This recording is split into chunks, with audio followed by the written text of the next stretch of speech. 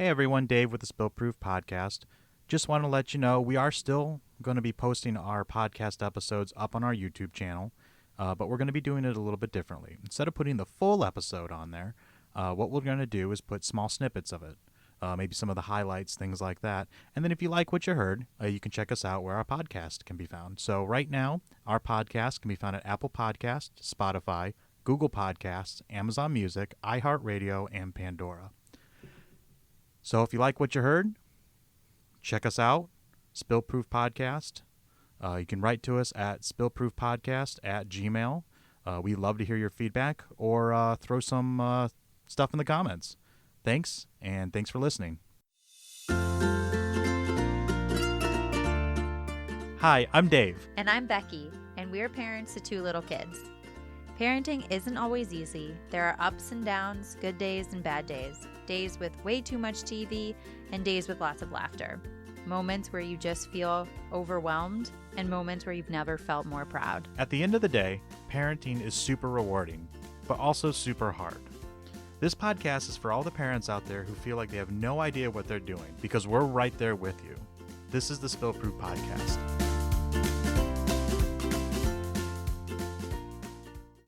Welcome back to the Spillproof Podcast, everyone. Today, we are going to be talking about bottle, breast, and SNS. Basically, how we fed and are feeding our kids. And formula. Well, that's included with bottle. Just wanted to be clear on that. We support bottle, breast, SNS, and formula. Correct. We do not care how you feed your children as long as you feed your children. Correct. Just wanted to throw that out there. Yes, there is no wrong way to feed them as long as you're feeding them.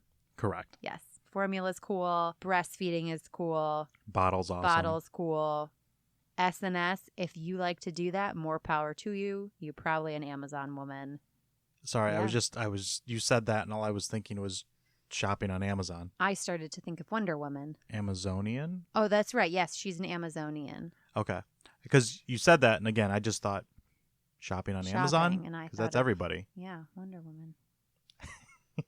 I meant you're basically Wonder Woman. There you go. All right, yeah, so today we're going to talk about our experiences with the feeding via bottle, breast, and SNS. We're going to bring you guys through just kind of overall what our experience is like with our first kid, Owen, what it's been like with our daughter, Emily, so far, and then we're going to kind of compare and contrast and look at some benefits and drawbacks, pros and cons of each. Yeah, we have two kids, and everything that you read in the textbook, we've essentially gone through mostly. Yeah, we've tried a lot of different things with both kids. So let's start with Owen. Right after he was born, when we were in the recovery room, they were like, do you want to try breastfeeding? And I was like, yeah, let's go for it. You really wanted to do breastfeeding. I did. I really wanted to breastfeed, and I also thought it would come naturally, and there would be no issues. Like breathing. Yeah, we did not sign up for a breastfeeding class because I was so convinced that it was just going to be easy and everyone can do this and it's a fundamental thing you're supposed to be able to do as a woman, and what a joke. It's so hard and it doesn't always come easy, and that's okay. It was first kid thoughts. First kid thoughts for sure. So I was like, yeah, pop him on there. Let's feed him. And at the time, I was like, oh my gosh, this is going so well. He's latching right away. But in reality, it did take them a while to get him to latch, and they put a nipple shield on. So in the moment, I was like, yes, it's working. We're using a nipple shield, but it's fine. It's not a big deal. Little did we know. It would be like the last time I would. It was the first and last. Yeah, that I would really breastfeed it. So after that, when we were back in the room we would be in for the next couple days, every time I tried to breastfeed him, Owen literally pushed his head away from me so aggressively. He had incredible neck strength from birth. Yeah, it was absurd how strong his neck was. And we had a lot of opinions in the hospital after that. We had lactation consultants coming in, nurses giving us advice, the doctors coming in giving us advice.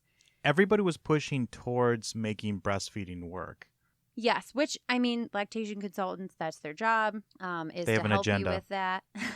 They have an Dave, agenda. we're going to have some very strong opinions about lactation consultants. If you are a lactation consultant, this is not an attack against you. This is our singular experience and opinion and how we felt in the moment after a very long birth with some complications.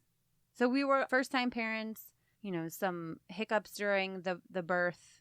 We walked into it thinking that we were prepared. Yeah, we were not. And we were not prepared by a long shot with everything that happened. And again, we'll get into that at some point in another podcast because that could take up 2 podcast episodes in their entirety. About specifically the births, yeah. Yeah, but we didn't realize what we were getting ourselves into, and coming out of everything that had happened, we just weren't expecting all these struggles to have happened. Yeah, and I think we were just exhausted and really raw and emotional. And like I said, I thought breastfeeding was going to be super easy and come very natural, and it didn't. Like, Owen literally pushed his head as far away as possible. So, like, immediately out of the gate, I was like, he doesn't like me. He doesn't want to eat from my breast. And the nurses and lactation consultants all were pretty shocked about his ability to pull his head away from the nipple. Yes, but they were giving me a lot of different tips and tricks for how we could get him to latch. Sometimes it worked with a nurse helping or a lactation consultant helping, but then it was like the second they left the room, he would pop off. So basically the first 3 days were us struggling to feed him. We fed him with a syringe, I think. Yeah, we fed him with a syringe. We fed him formula from a bottle. I pumped milk and we fed him. Mm-hmm. And then I think the second day, or maybe even that first night, like our first full night, one of the lactation consultants was like, why don't you try SNS? Which those are infamous words. Was my downfall. I loved it. Dave loved it. I'm 100% sure it triggered postpartum depression for me. No, I would bet money that it triggered my postpartum depression. I'm sure it did. I enjoyed it. Yeah. You did. We'll talk more about that. Mm-hmm. But for those of you who don't know what SNS is, it stands for, and I had to look this up because I didn't remember, but it stands for Supplemental Nursing System. And essentially what that is, I'm trying to even think of how to describe what this is. Do you want me to? Yes, you describe it. All right. So it's a small, I think it was a 10 ml bottle. Does that sound right? Yeah, it was a little bottle. So it was a 10 ml bottle with a nipple, the normal nipple that you'd see.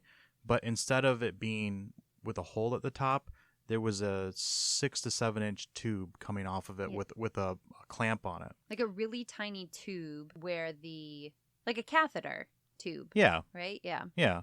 And that would come down and go into a nipple shield on the nipple itself. Yeah. So this little tube fed underneath a nipple shield that was like suctioned to my boob. Yeah. Well, and we had to tape the lines on you. Yeah. We had to clamp the bottle upside down on my shoulder and then tape the line, the little catheter line from my shoulder so gravity could help the milk go down. Mm-hmm. And then Owen would like eat off of the nipple shield. And the idea is he was getting breast milk, because I had pumped breast milk. He was getting breast milk, but also still stimulating my breast so that the milk would come out so that I wouldn't stop producing. And then eventually like we could take the nipple shield off and he would just latch and it would be all hunky-dory. But in reality, what happens is every 2 to 3 hours, you are setting up this contraption on your shoulder with the nipple shield, with the catheter running underneath it. Mm-hmm. You're holding your son to it, your newborn son, who you are trying to bond with, and you're so frazzled as to like being a new mom.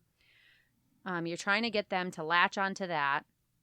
Meanwhile, the nipple shield is pulling off, so milk is going everywhere. So you have to It would fall off maybe 2 or 3 times every feeding.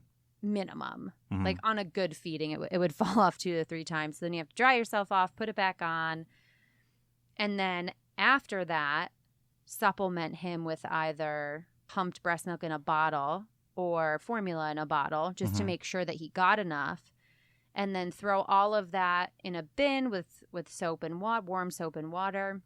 And then pump to make sure that, you're getting all the colostrum and all the good stuff for him and that you have something for the next time you have to feed him. And then by the time you get all that done and you change your poopy diapers and you maybe grab a bite to eat, it's time to do it all again. Mm-hmm. So that is what SNS high level is like. So we'll go more into the pros and cons of that later. But We'll touch on that later. Kind of like our introduction to feeding our child was the supplemental nursing system, also known as SNS. Mm-hmm. And we should probably mention he never did latch. No, we did bottles right after we he never stopped doing that. He never really latched. Randomly at 3 months, he latched, and I would try to nurse him once a day just for kicks, but that really only lasted like 2 months. And by that point, we had reached a rhythm and a very timed, eats at this time, eats this much ounces, eats it within 10 minutes or so, and then kind of moved on. So the feeding off the breast was really foreign at that point. It kind of threw everything off. He'd overeat. That was a whole nother problem. So we did not. Well, he did latch a couple, like for a little bit, like for 2 months off and on. I would be like, oh, let's try and see if you are going to latch today and eat a little bit. But ultimately I decided we were kind of in our routine and I didn't want to go backwards and try to figure it out again because we were already in our groove. So we continued SNS probably for a solid week or two after he was born. Ultimately, we decided to stop because it was affecting my ability to bond with him and my mental health, to be quite honest. And then we decided we were going to pump, or I was going to pump, and we were going to bottle feed. So I started pumping 8 times a day, and we bottle fed him. And we'll go into the pros and cons of that too. But yeah, we were exclusive pumpers. And you pumped enough where we had to get an extra freezer. Yeah, we bought a huge chest freezer because I was an overproducer. I was pumping 50 to 60 ounces a day, and he was only drinking anywhere between 25 to 30 ounces a day. So we literally filled an entire chest freezer with milk. It was crazy. It was nuts. Yeah. I stopped pumping at 6 months, again, for my mental health. But we had some sort of frozen milk available to him until he was about 10 months. Some bottles would be in there during the day. Some bottles would be formula and some bottles would be the frozen milk. But he got some sort of breast milk until he was 10 months old because of how much I pumped. It was nuts. And it was the longest 6 months of my life pumping for him. You did not love pumping. I didn't. I had little goals for myself. So every time I hit a goal, like pumping till I went back to work, and then I would buy myself a little present, or making it to 4 months, 5 months, 6 months, I would buy myself a little present when I hit those. And that seemed to milestones. Yeah, I still hated it though. So that was our kind of high level experience with Owen.